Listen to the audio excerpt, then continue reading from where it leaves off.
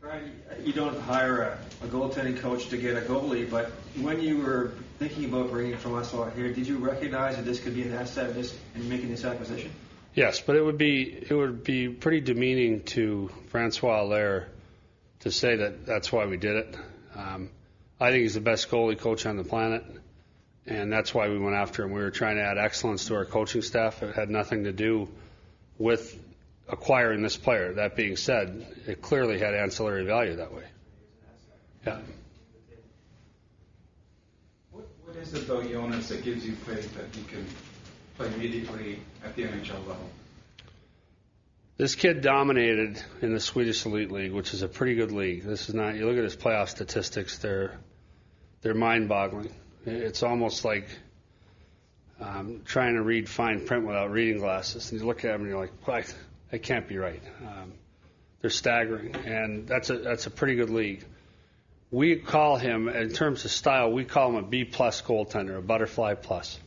I don't know if other teams use that term, but that's what we call it, a butterfly goaltender that also has superb athletic ability and can make athletic saves.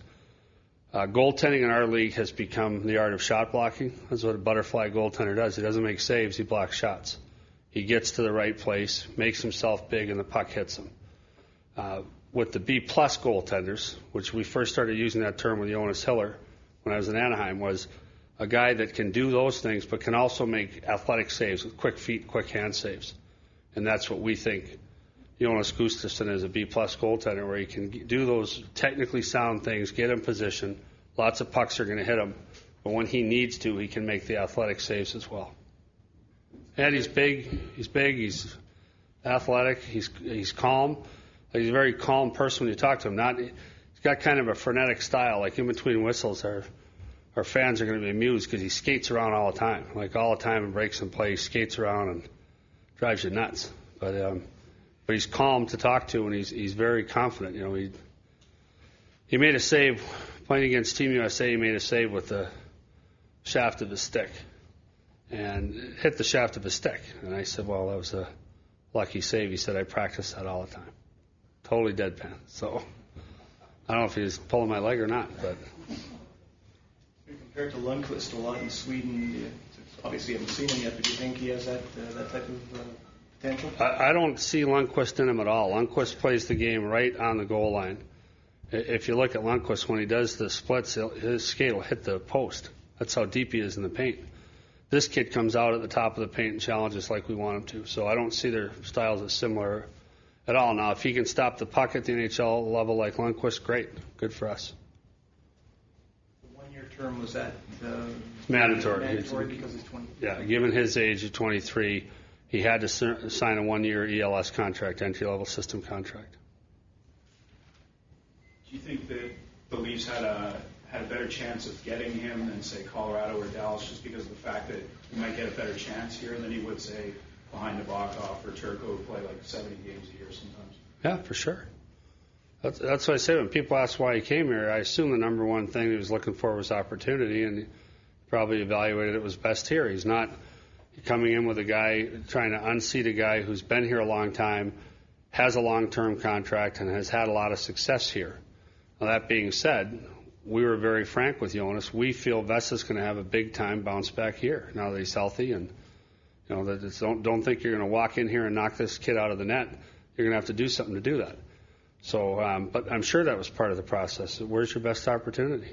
As I said before, we've added since the season ended, and again, with a few games left, we added Christian Hansen. We added Tyler Bozak, added John Slaney, who I think has a chance to be a real good player, tore up junior hockey. We've tried to increase our depth and add to our reserve list, and we've done that with all four of those guys without expending any assets. You add to that we think it was a good draft, and from the end of the season till now, I think we can say we've improved our club as much or more than anybody has around the NHL. So, but as I said when I was up here talking about Tyler Bozak, he was too polite to say the reason he came here was that the opportunity was the best here, and I don't have to be polite. I'm sure that was part of the equation for Jonas Gustavsson. Assuming Vessa can bounce back from his surgeries, What will this challenge mean to him, do you think? Because he didn't have that last year. No, well, and the biggest change in the last 5 days, in my opinion, has been that there's competition for jobs here for the first time in a long time. And I don't know how you can win without that. If there's not pressure from below, if you're coming to training camp and your only concern is where you're going to sit on the bus or who your roommate's going to be on the road, you're not going to get the level of excellence and the push that you need to excel. And to me, that's the biggest single thing that's happened in the last 5 days is there's a push in the goaltender position. There's a push on D. And we'll address, adding a push. There's been, with adding these free agents, there's been a push there, but we'll try and make that a bigger push. That, to me, is how organizations get better.